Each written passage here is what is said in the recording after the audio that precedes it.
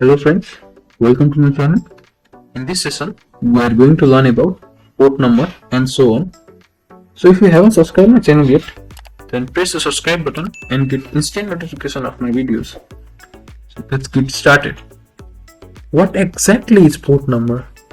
A port number is a way to identify a specific process to which an internet or a network message is to be forwarded when it arrives at a server. So basically, if we send messages, it goes from a way or a path, it defines its paths.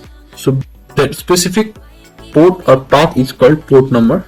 In this figure, both are used for social communication, Gmail and LinkedIn. Their source IP are same because both the services are used by the same PC, but their destination IPs are different because both are the different system and managed by different servers. If we look over source port of Gmail, then we will find Gmail uses 8000 port while LinkedIn uses 9000 port, while their destination port is similar. Hence, for a particular service, a single port is used, but could not use same port for the same service. So moving forward, we'll furthermore discuss on well-known port numbers. So there are different port numbers available. So first one is FTP, File Transfer Protocol. So File Transfer Protocol uses 20 and 21 port.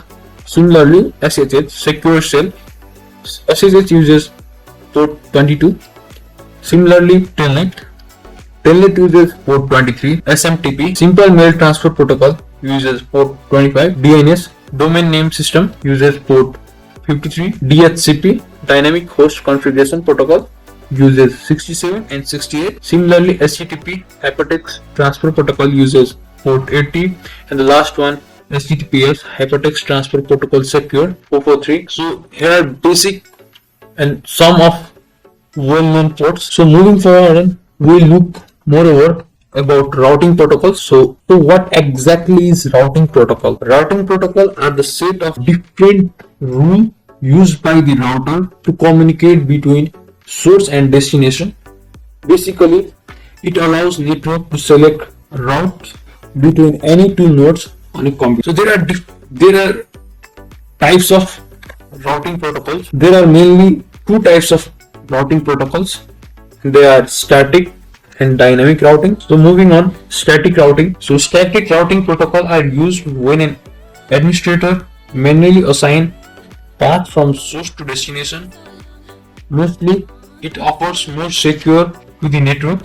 Dynamic routing protocol are used another important type of routing protocol which helps router to add information to their routing tables from connected routers. So static routing has two more paths, distance vector and link state. So what is distance vector routing protocol? DVR. Distance vector protocol determines the best route or a path for a data packet based on the distance. So another is link state. Link state routing protocol. Link state routing protocol is a unique approach to search best routing path. In this protocol, route is calculated based on the speed of path. Furthermore, there are more routing protocols, and there are RIP, IGRP, EIGRP. So what is RIP protocol? So RIP is used in both LAN and WAN and also operates on application layer of OSI model. The original words of RIP help us to determine network path based on the IP destination. On the other hand, RIP helps us to send its routing table to a multicast address. Similarly, IGRP, Interior Gateway Routing Protocol. Interior Gateway Routing Protocol is a distance vector interior gateway protocol developed by Cisco and used by router to exchange routing data within an autonomous system. It was created to overcome limitation of RIP when used in large networks. So moving on, EIGRP. EIGRP stands for Enhanced Interior Gateway Routing Protocols. EIGRP is a protocol that provides hybrid routing protocol which helps the network to select best path. The next one is OSPF. shortest path first. It stands for open shortest path first protocol is a link state. Basically, it helps us to maintain database detailing and information about the surrounding topology of the network. It also uses Discaster algorithm, shortest path algorithm, to recalculate network path. This protocol is very secure to keep data. So here is a simple example or figure of routing protocol classification. Moving on, we have TCP and UDP. First of all, we have to know about what is TCP and what is UDP. So TCP stands for Transmission Control Protocol, whereas UDP stands for User Datagram Protocol. The main difference between TCP and UDP is speed. TCP protocol is comparatively slower than UDP. Furthermore, UDP is much faster as UDP. Simple and efficient protocol, but TCP tolerates latency but not error. On the other hand, UDP cannot tolerate latency.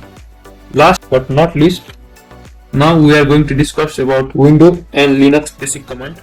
So Windows networking commands. Ping command helps us to ping address to know our packet reaching to the host IP or not. Similarly, get MAC checks MAC addresses of all your network interfaces. Similarly, we have Windows networking command. ipconfig checks your IP and default gateway. ipconfig all displays more information about network including MAC address of network interfaces. ipconfig release, it displays release the current IP addresses. ipconfig renew, it renews all IP addresses. ipconfig flush DNS, flush the DNS caches. Window networking commands. Furthermore, we will looking on ARP-A fix all the resolution of caches. NSLOOKUP fix all DNS entries. And last one is network commands of Linux. So IP-link, configuring, adding and deleting network interfaces. IP address shows IP address of all network interface configured on the devices. IP route, print routing tables. Ping 6 if a host is alive or not. Ping, in both cases ping are same. Ping command. Trace route shows the sequence of gateway through which the packet travels to reach their destination. TCP dump, packet snipping tool. Netstate, print active TCP IP connection. Thank you. This much for today's session. If you love my video, please like, comment, share to my channel. Thank you. Have a great day.